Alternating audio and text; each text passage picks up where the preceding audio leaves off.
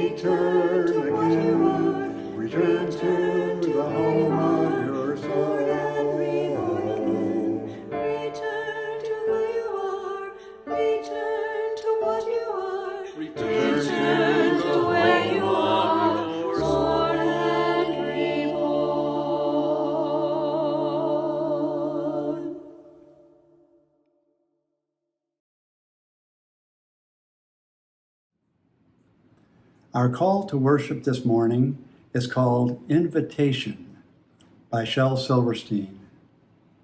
If you are a dreamer, come in.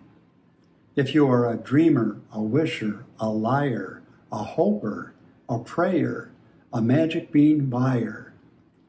If you're a pretender, come sit by my fire, for we have some flax golden tales to spin. Come in, come in.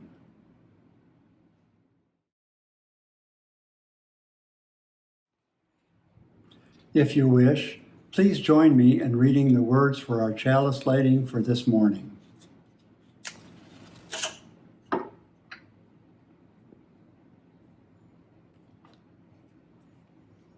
Life is a gift for which we are grateful. We gather in community to celebrate the glories and the mysteries of this great gift.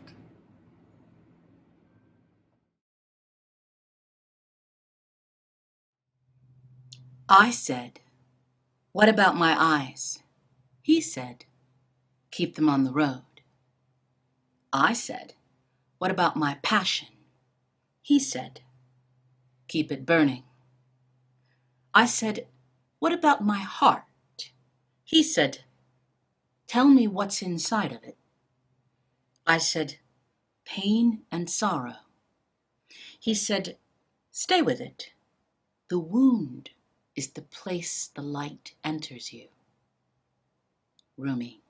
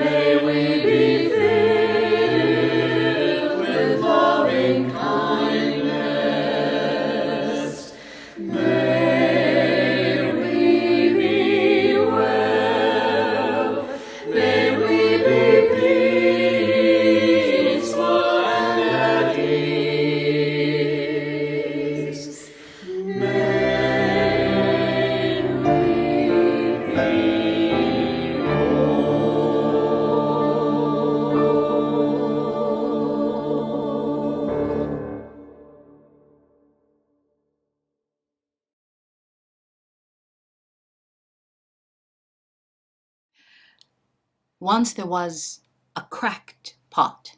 It sat on a shelf in a stall. It was separated from the rest of the pots because it was cracked. The rest of the pots were whole. Now, it wasn't cracked because somebody dropped it. It came out of the kiln like that. And when they were unloading the pots, no one noticed that it had a crack in it. It was because of the way it had dried or something. And they took it to the stall, and when they put it on the shelf, that's when they realized that it was cracked. So they moved it to one side. Now, it sat there for a really long time. All the rest of the pots that were rounded, the whole pots, they were bought and taken off the shelves, and new pots were placed there. But that cracked pot, it stayed there, feeling less and less good about itself, and feeling more and more embarrassed about its crack. Until a day, a monk came in, saw that cracked pot, and pointed right at it. "I want that one." Well, the woman who owned the stall was happy to sell it, and it didn't cost as much as the regular pots, and the cracked pot knew that, it was because it was broken, was flawed. And then he went home to the monastery. Now, the pot thought that perhaps now he would be useful. Maybe the monk would break him and use him as decoration, something. To his absolute horror, the very next morning, the monk came in with a stick, picked up a whole pot, and picked up that cracked pot.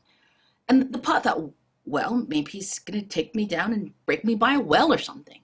Well, there was a stream, and the monk filled up one pot and then filled up the cracked pot and turned around. And the cracked pot watched with absolute horror as water dribbled out of that crack all the way back to the monastery, to the point where the monk had to take another trip with a different pot.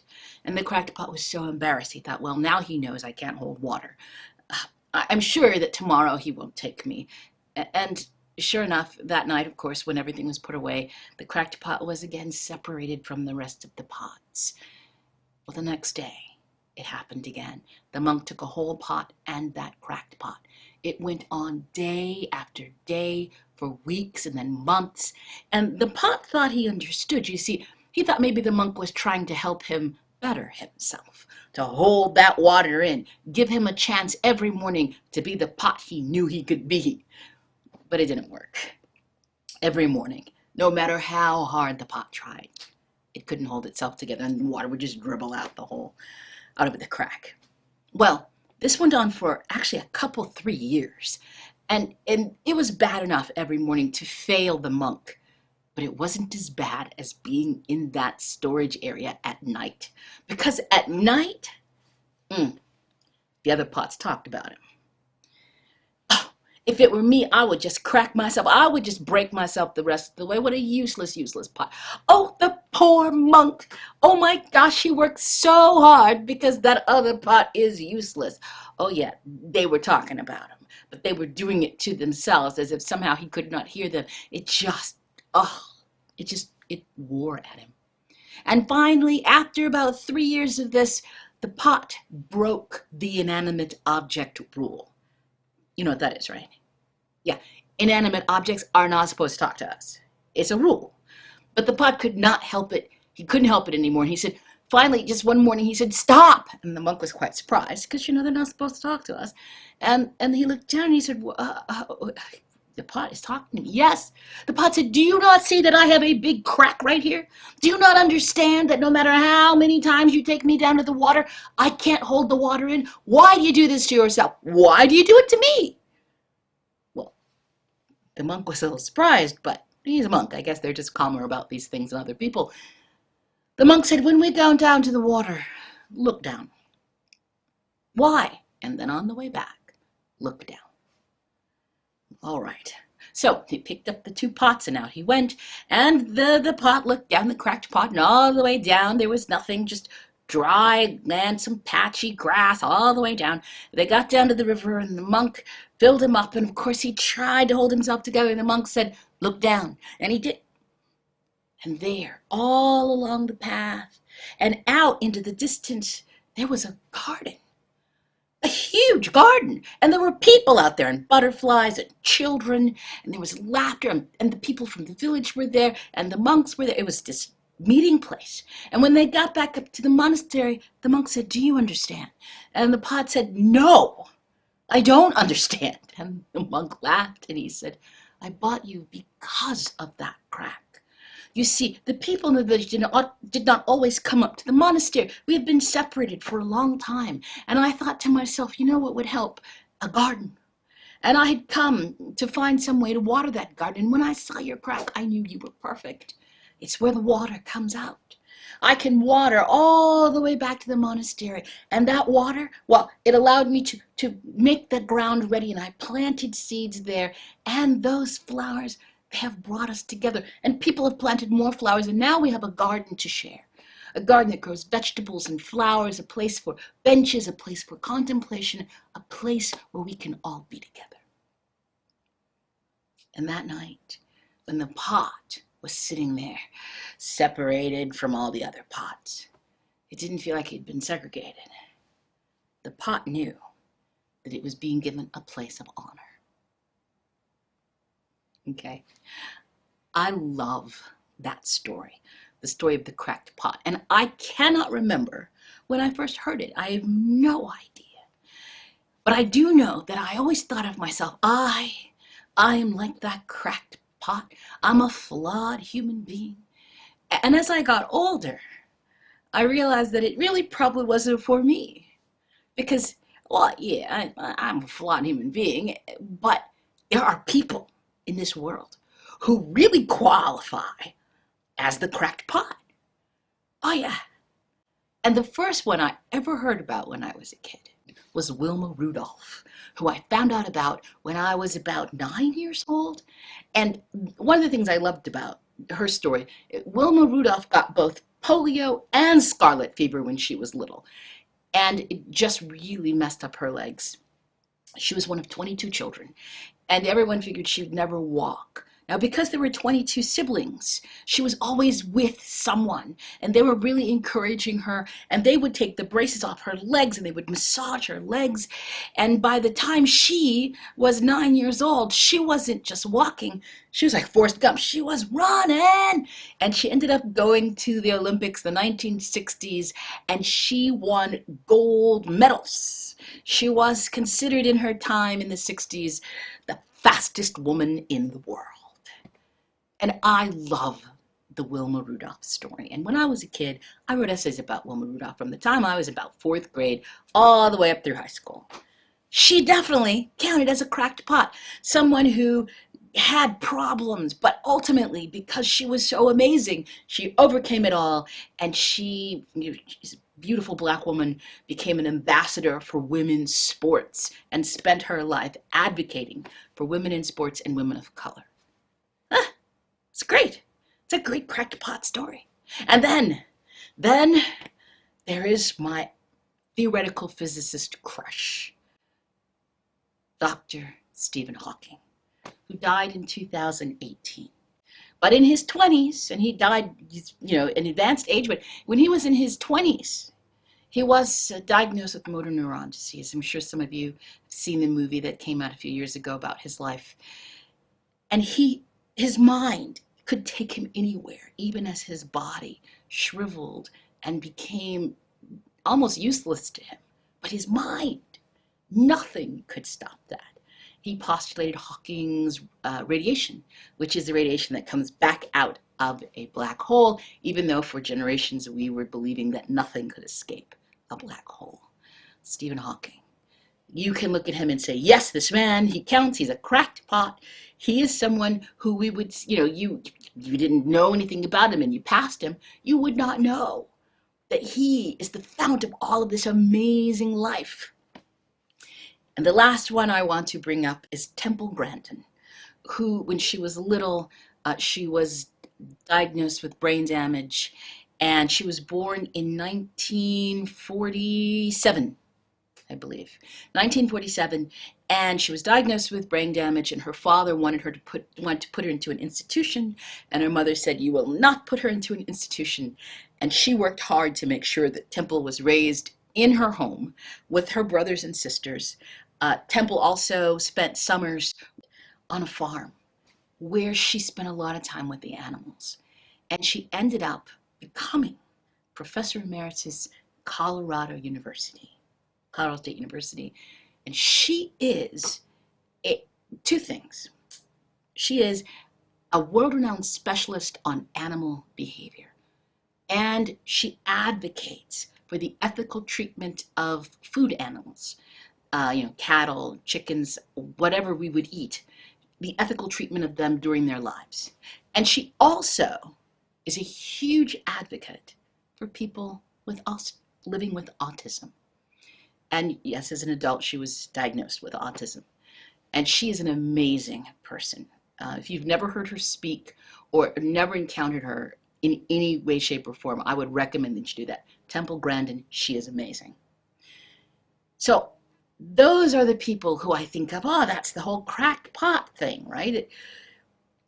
But the thing about that, it means that the rest of us are whole pots. We are the norm. And these people are outside of the norm. They're above and beyond what is normal. But I don't know about you, but I often don't feel like I'm normal. And maybe that's just me, but I don't think so. I don't feel, I always think like normal is out there somewhere. I can't possibly tell you that I think my upbringing was normal, or that the way that I move through the world is necessarily normal. I look around at everyone else and think that their lives are far more normal than mine. And that goes for a lot of things. Like I am, well, how many of you are extroverts? Raise your hand. Are you an extrovert out there? Yeah. You're the kind of person who really loves people and loves being with people and draws energy from being with people. So you're at a party and you're in the mix of it. You want to touch everyone, talk to everyone. You're glad handing everywhere, and then the party's over and you need to go to a dance. Someone who needs to be with people. And then there are the introverts in the world. And I am a card-carrying introvert. My goodness, I'm a card-carrying introvert. I'm social, and I can be social, but I get to a point where I can't be with people anymore. And there are a lot of artists who are like this, that are only social to a point, and then poof, we disappear. We need to be quiet. I don't get my energy from people. I get my energy from silence. And I always wish I was an extrovert. That seems to me to be the normative. I look at the way people talk to each other, how easy it is for them to go over to a neighbor's house and just go, how you doing, and talk. This ease with which waving at people, and I always second guess that. It's hard for me to get through that. I meet a lot of people, but I never know what to say. I'm not a bonhomme kind of person. And during this pandemic, when it hit, and I suddenly found myself cut off from the performance, which I have to say, I love performing. Anyone who performs will tell you there is nothing like the experience of speaking to an audience, a one-on-one, a personal connection you get, which is very different than when you're talking to a camera. It's very hard because even though, of course, I don't get energy, I don't recharge by talking to people, I certainly get that energy, and it's hard when it's gone. But what happened during this pandemic, the first thing is I'm bereft of that one thing that really helps me connect to people. But I realized the people around me, storytellers, needed help. A lot of storytellers live like paycheck to paycheck. And my impulse always is to help. If I have something and you need it, and I don't give it to you, and I can spare it to give it to you, and something happens to you, that's my fault. The philosophy of plenty. There is enough to go around if we all share it. But if I hoard it, I have way more than I need and you don't have enough. That is bad. So my instinct is to reach out to people, but my introversion makes me go, what if they reach back? Then I have to do something. And so right as the pandemic hit, and I was watching people sort of explode in little puffs of smoke everywhere, and especially people in my field, my first thought was, what can I do? How can I do it? Well, And so, of course, I'm just sending people notes. Are you okay? People are coming back. I'm not okay. What am I going to do? And I started trying to give people comfort, whatever I thought they might need to hear. We'll get through this. We'll figure this out. And there was another woman who's a good friend of mine who started doing it from her side. Like I started seeing very similar things to what I was saying. She was telling people the same thing. And I thought, huh? And I started talking to her. I said, look, something needs to be done. She says, what can we do? I said, well, we need to do this, this, and this. We need to create a relief fund. We need a place where people can go, a place where people can talk to each other. There were things I thought we needed to do, but I knew I couldn't do them. The very last festival that happened before all the festivals shut down last year was the first annual Women's Storytelling Festival. And I decided to go. Things were shutting down all over the place. It was in March. I went, and this friend of mine, Sheila Arnold, she was there. And we sat down, and I told her what I was thinking, and she listened, and she said, we can make this happen. And before the weekend was done, we had co-founded a group together called Artists Standing Strong Together. And I learned something about Sheila Arnold. Sheila Arnold is a raging extrovert. Sheila Arnold brings people together. There's something warm and lovely and powerful about Sheila Arnold to the point where she is synonymous with this group, Artists Standing Strong Together, which is now pulling in people from all over the world, gathering people together. Artists Standing Strong Together, or Assist, it puts on 12 shows a month online.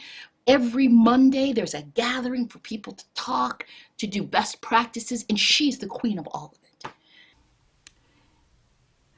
In fact, Sheila hired my daughter, Dareth, at the beginning of the pandemic to do a storytelling set where they were combining different kind of art forms with storytelling. And Dareth, one of the things that she definitely is a visual artist. And so Dareth told the story of the cracked pot, the traditional one, not the one that I did at the beginning of this, where you see it from the pot's point of view. And she told the monk in the cracked pot, and she used it to talk about the Japanese art of kintsugi. Now, the way that works is when something gets cracked, the artist or the person who fixes the pot uses gold, because the idea is the gold shows you where the light shines through. Kintsugi takes any piece of pottery and turns it into a work of art, so that you don't try to hide where the cracks are. You celebrate the cracks. It's the same idea as the cracked pot, but ultimately the piece is stronger for having been cracked.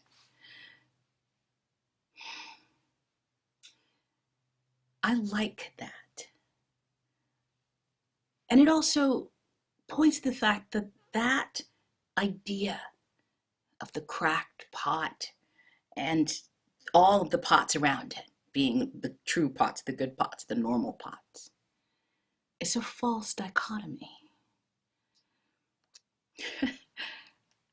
It's not that I'm introverted and the rest of the world is whole while I'm broken. It's not that Stephen Hawking and Wilma Rudolph and Temple Grandin or anybody that you can think of right now who would be a cracked pot is cracked, and that you are the normative, or that all of us are normal and those are the really cracked pots. It's not that at all. The truth is, all of us are cracked in some way. Every single one of us has something we wish we could change.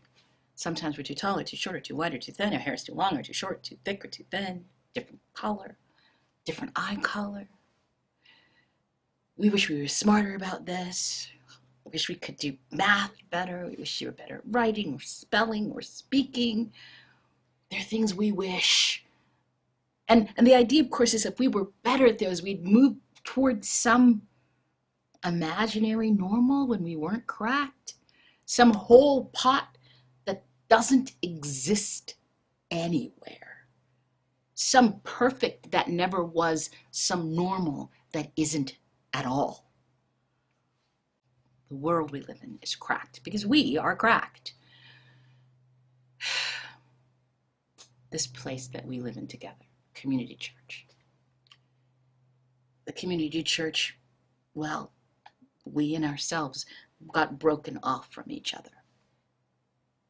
But we found ways to come back together. Kat and Marion brought RE to life in a way that I bet lots of us never even considered. We got a chance to see something amazing. We got a chance to see the kids in our church. I got to go to RE. I get to go to RE every week.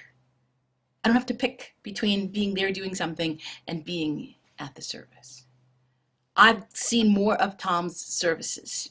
I've gone to more coffee hours in the last year than I did before because I wasn't traveling. So I wasn't exhausted at the end of the week and think, no more people. I got to go.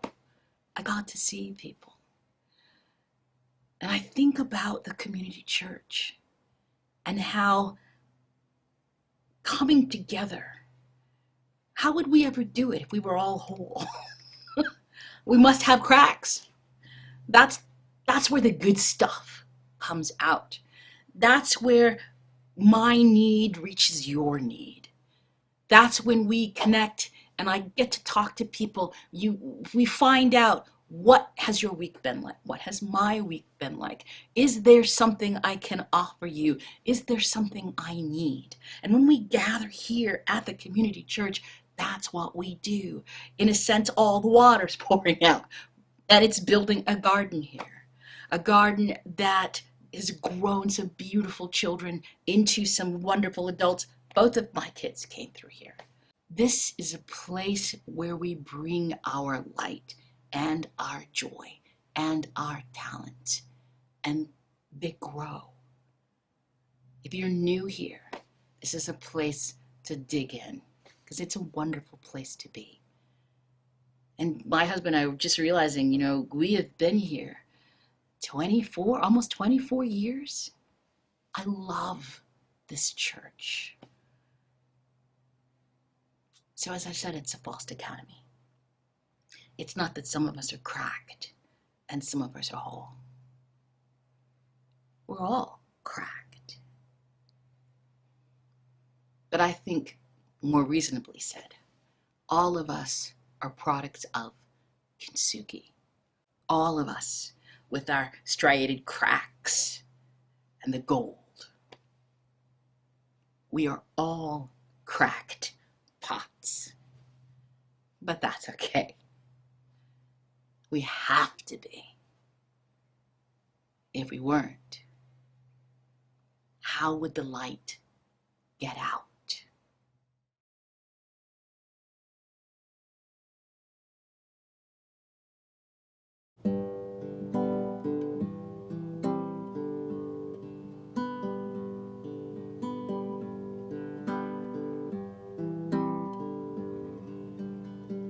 The birds they sing at the break of day start again, and I heard them say, don't dwell on what has passed away or what is yet to be.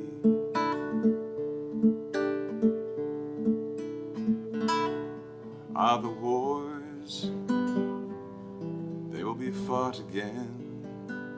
The holy dove, she will be caught again, bought and sold, and bought again. The dove is never free.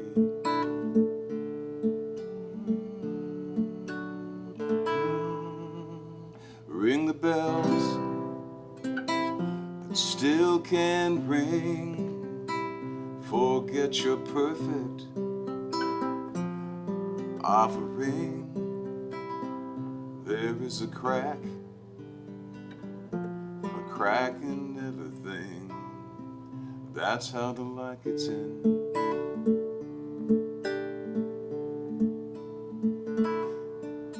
asked for signs. The signs were sent. The birth betrayed. The marriage spent. The widowhood of every government. Signs for all to see.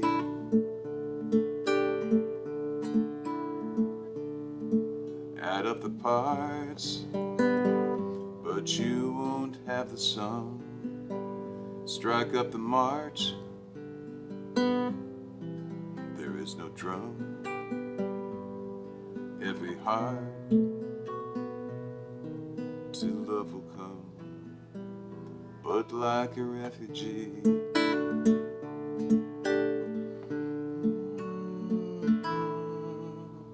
Ring the bells that still can ring. Forget your perfect offering. There is a crack in everything. That's how the light gets in.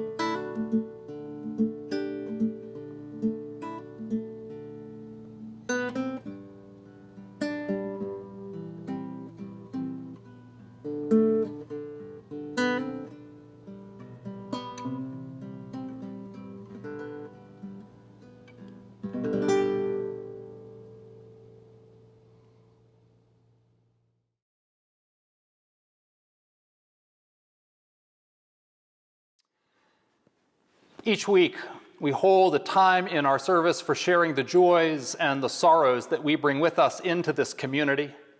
This past week, a couple members of the church reached out asking me to place stones for their joys as well as their sorrows. The first stone was asked to be placed for Jena Kaizen.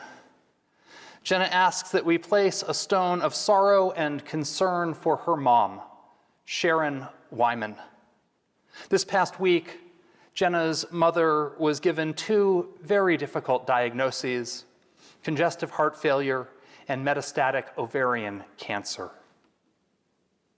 We hold Sharon, Jena, and their whole family in our hearts and send them all of our love, strength, and healing energy as they face this very challenging time.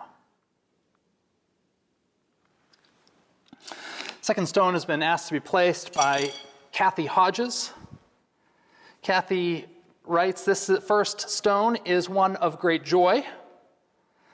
Steve and my daughter Carter graduated from Harvard Divinity School on Thursday. This was a path she started on in this church more than a decade ago, declaring her calling to the ministry in her coming-of-age credo." She writes, "We are so proud of her as she marks this milestone, and we rejoice with her." The second stone, Kathy says, is more bittersweet. On Thursday, June 3rd, Carter and her husband Baptiste will leave Chapel Hill to start the next chapter of their lives together. They will go first to the Bay Area for about 10 days, while Carter finishes the church year with the youth of a UU church in the Bay Area with whom she's worked remotely during the pandemic. Then it's on to Portland, Oregon, where Carter will serve as the intern minister of the First Unitarian Church in Portland. Kathy writes, "We are so happy to see them take these next steps, but we'll miss having our weekly dinners and other events that were made possible when they moved to North Carolina last November." Kathy also notes, thanks in part to Jane Provan, they've found a place to live. It's a small UU world. So here is to a safe journey with much learning and happiness in the year ahead. Final stone is placed for all those joys and sorrows that were unspoken, but that live in our hearts. With our prayers for the joys and the sorrows of this community, of the wider world, we say Amen, and blessed be.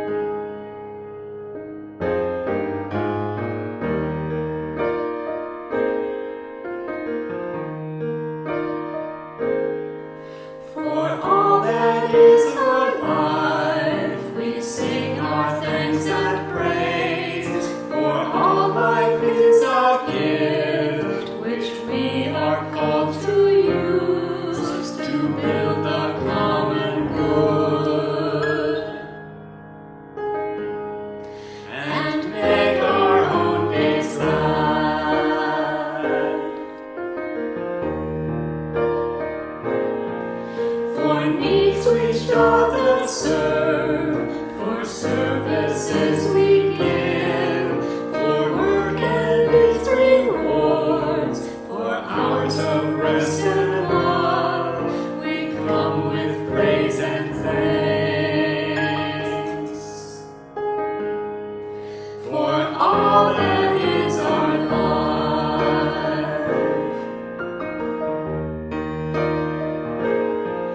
for sorrow we must bear, for failures, pain, and loss, for each new thing we learn, for fearful hours that pass, we come with praise and thanks.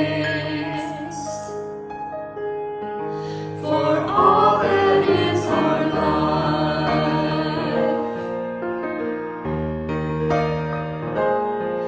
for all that is our life, we sing our praise and thanks. For all life is a gift, which we are called to use to build the common good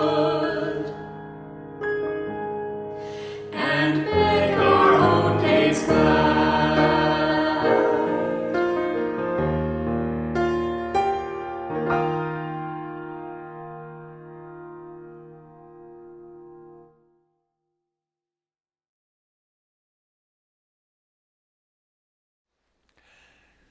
I invite you to join with me in the words by which we extinguish the chalice. We extinguish this flame, but not the light of truth, the warmth of community, or the fire of commitment. These we carry in our hearts until we are together again.